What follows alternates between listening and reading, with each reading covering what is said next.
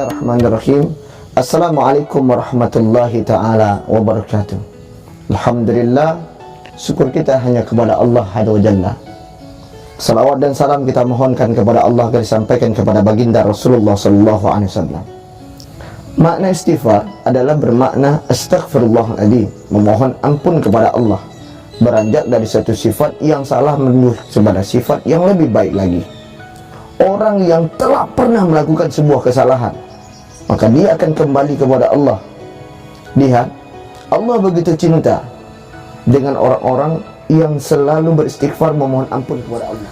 Sahabat hijrah dirahmati Allah Subhanahu wa taala. Maka oleh sebab itu, ketika kita punya kesalahan, Allah masih lihat kita, brother.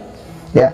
Orang yang salah berbuat zina, orang salah berbuat maksiat diam-diam, orang yang bermabuk-mabukan, orang yang suka bohong, orang suka nipu, orang yang suka berbuat kesalahan yang lebih fatal, Allah masih lihat, Allah masih memperhatikan kita, Allah masih lihat kita, Allah masih mau menerima taubat kita. Jadi apabila kita tidak pernah meminta ampun kepada Allah, seakan-akan kita merasa diri kita yang terbaik.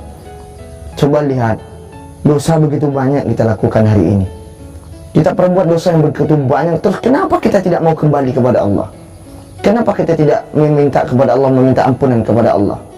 Maka dengan istighfarlah adalah konsep di mana kita makin dekat dengan Allah, makin yakin Allah akan sayang dengan kita. Minta ampun terus kepada Allah. Ilangil lanstunil firdausi alang wala akwa alan narin jahimi fahabli taubatan wa ghafir dhunubi fa innaka ghafiru zanbil azim.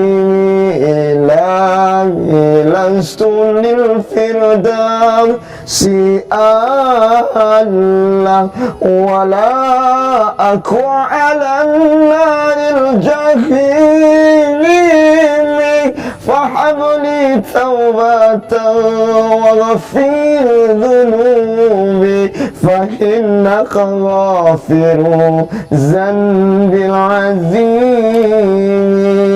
Artinya adalah kembali sebenar-benar kepada Allah, menyesali segala sesuatu dan benar-benar mengikuti segala perintah Allah dan menjauhkan segala larangan Allah. Ketika tadi istighfar, maka selanjutnya adalah bertaubat. Orang bertaubat dengan cara dia melaksanakan sunat taubat. Usalli sunati taubat rakataini lillahi ta'ala. Aku berniat melaksanakan salat taubat 2 rakaat, sunat taubat 2 rakaat karena Allah Ta'ala. Kenapa? Kita tidak pernah tahu kapan, saat gimana kita melakukan kesalahan kepada Allah.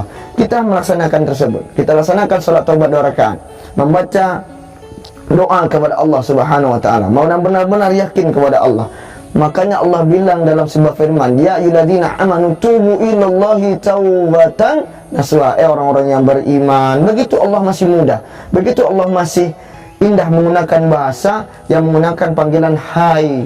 Orang-orang yang beriman, wahai hamba-hambaku yang beriman, wahai hamba-hambaku datang kepadaku, ayo kembali kepadaku, ayo ke sini, kata Allah, akan kuberikan taubatku, kuberikan ampunanku kepada engkau, akan kuberikan kekuatan kepada engkau. Sekarang engkau kembalilah kepadaku, dan wa insyaallah, dan demi Allah kalian akan kuampuni dan kuberikan surga yang sangat luar biasa. Sahabat yang dirahmati Allah, semoga bermanfaat apa yang kusampaikan dan baik diriku sendiri dan semoga untuk kita semua. Assalamualaikum warahmatullahi taala wabarakatuh.